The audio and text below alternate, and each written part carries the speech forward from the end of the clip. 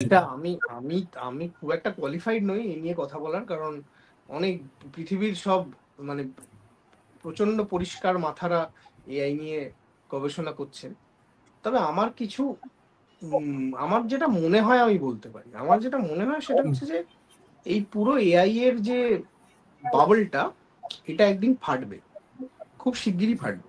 তার কিছু কারণ আমার মনে হয়। কারণ হচ্ছে যে দেখো, বেসিক এআই এর যেগুলো আমরা রোজকার জীবনে ব্যবহার করি, জেনারেটিভ এআই যেগুলো, সেইগুলো থেকে যাবে। সেইগুলো অনেকটা মোবাইল ফোনের মতো, সেগুলো সহজে ব্যবহার করা যায়।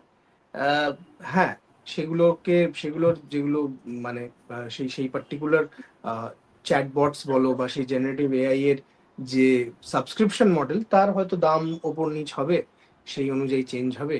সেইখানে ব্যাপারটা অনেকটা কম্পিউটার, অনেকটা মোবাইল ফোন, ওটিটি, এরকম মানে এন্ড ইউজারকে মাথায় রেখে যেটা করা হচ্ছে।